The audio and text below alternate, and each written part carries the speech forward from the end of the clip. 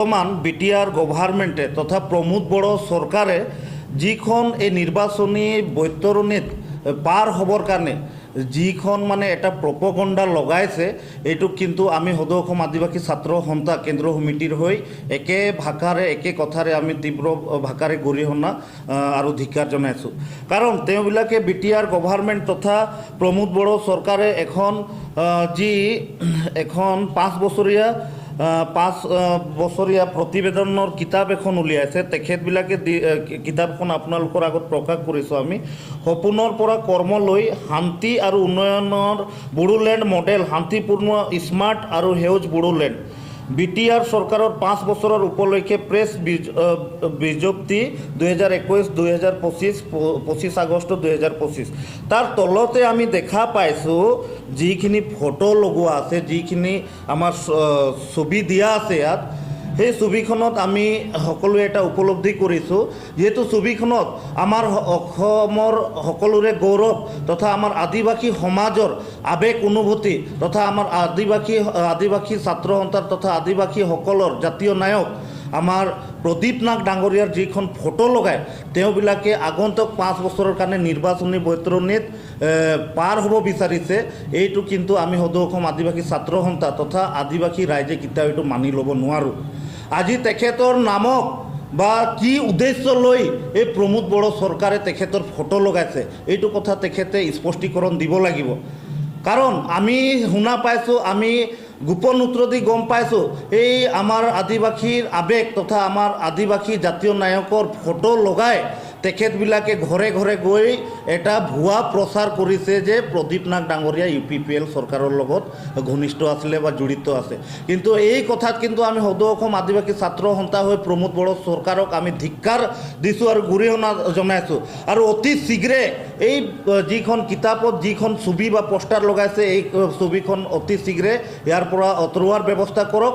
অন্যথা কিন্তু আমি অহাকালিৰ পৰা যিমানে আমি বিটিআৰত যিমানে আমাৰ আদিবাসী অধ্যুষিত গাঁও এলেকা, যিমানে আমাৰ আদিবাসী অধ্যুষিত আমাৰ চাহ বাগিচা অঞ্চলবিলাকত কিন্তু UPPLৰ যিমানে প্ৰতিনিধি আছে আমি কিন্তু সিহঁতক বয়কট কৰিম। আৰু এটা কথা আপোনালোকৰ সংবাদ মেলৰ যোগেদি আমি এটা কথা স্পষ্ট কৰিছোঁ, অতি শীঘ্ৰে প্ৰমোদ বড়ো চৰকাৰে বা প্ৰমোদ বড়ো ডাঙৰীয়াই এইটো অতি শীঘ্ৰে এই ফটোখন ইয়াৰ পৰা আঁতৰাব লাগিব। অন্যথা কিন্তু আমি অহাকালিৰ পৰা প্ৰমোদ বড়োৰ বিৰুদ্ধে বা UPPLৰ চৰকাৰৰ বিৰুদ্ধে আমি গণতান্ত্ৰিকভাৱে আমি আন্দোলন কাৰ্যসূচী গঢ়ি তুলিবলৈ বাধ্য হ'ম। নাই, ইতিমধ্যে আমি গম পোৱাত বৰ্তমান তেওঁলোকে এইটো কেৱল মাত্ৰ আমাৰ আদিবাসী জাতীয় নায়ক প্ৰদীপ নাগৰ ফটো লগাই এই আমাৰ সহজ সৰল আদিবাসীসকলৰ বা আদিবাসীসকলৰ আৱেগৰ লগত খেলি তেওঁবিলাকে এই নিৰ্বাচনী বৈতৰণীটো পাৰ হ'ব বিচাৰিছে। তেওঁবিলাকে কোনো ধৰণৰ আদিবাসীসকলৰ বুদ্ধিজীৱী বা কোনো ধৰণৰ আদিবাসী সমাজৰ লগত আলোচনা নকৰাকৈ তেখেতৰ এই ফটোখন লগাইছে। নিশ্চয় আমি এইটো কথাত কিন্তু স্পষ্ট আকাৰে ক'ব বিচাৰিছোঁ, এই বিটিআৰৰ যিখন চৰকাৰ প্ৰমোদ বড়ো ডাঙৰীয়াই মানে আমাৰ জাতীয় নায়ক আদিবাসীৰ জাতীয় নায়ক প্ৰদীপ নাগৰ মৃত্যুৰ পিছত তেখেতৰ ফটো লগাই তেখেতে এই সহজ সৰল আদিবাসীসকলৰ পৰা ভোট আদায় কৰিবলৈ বিচাৰিছে।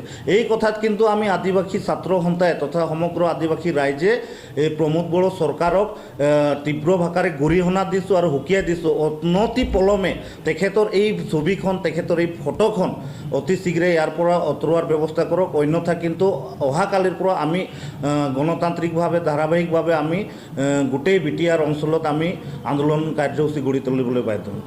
যি বিটিআৰ চৰকাৰ প্ৰমোদ বড়ো চৰকাৰে আমাৰ আদিবাসী জাতীয় নায়ক আদিবাসী আৱেগ অনুভূতিৰ লগত জড়িত ব্যক্তি আদিবাসী সমাজৰ গৌৰৱ প্ৰদীপ নাগৰ ফটো, তেখেতসকলৰ যি 5 বছৰীয়া এটা প্ৰেছ বিজ্ঞপ্তি বনাইছে তাত এই ফটোসমূহ যেতিয়া ফটো লগাইছে, আমি ইয়াক তীব্ৰ ভাষাৰে সদৌ অসম আদিবাসী ছাত্ৰ সন্থাই নিন্দা কৰিছোঁ। আৰু এনেকুৱা ঘৃণনীয় ৰাজনীতিৰ পৰা প্ৰমোদ বড়ো চৰকাৰ আৰু UPPLৰ নেতাসকলক দূৰত থাকিবলৈ আমি সদৌ অসম ছাত্ৰ সন্থা সকীয়াই দিছোঁ। কাৰণ আজি তেওঁলোকে এই ফটো আমাৰ জাতীয় নায়ক মৃত্যুৰ পিছতো তেওঁলোকে এৰা নাই। এনেকুৱা এটা ঘৃণনীয় এটা ৰাজনীতি আমি দেখা নাছিলোঁ, এই প্ৰথমবাৰ UPPLে কৰিছে।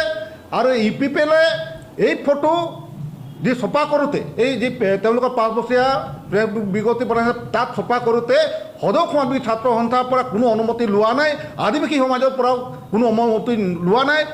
কাৰ অনুমতিত তেওঁলোকে আমাৰ নেতাগৰাকীৰ, আমাৰ প্ৰিয় নেতাগৰাকীৰ ফটো তথা আদিবাসী ছাত্ৰ সন্থাৰ কেইবাজনো নেতাৰ এই সম্বন্ধিত ফটো তাত লগালে আমি ইউপিপিএলক প্ৰশ্ন কৰিছোঁ। আৰু এই ফটো শীঘ্ৰে তেওঁলোকে আঁতৰোৱাৰ ব্যৱস্থা নকৰিলে সদৌ সমাজবাদী ছাত্ৰ সন্থা কিন্তু অহাকালিৰ পৰা ইউপিপিএলক বৰ্জন কৰাৰ লগতে বিভিন্ন জেগাত আমি বাধা প্ৰদান কৰিম আৰু গণতান্ত্ৰিক আন্দোলন কাৰ্যকৰী কৰিবলৈ আমি বাধ্য হ'ম।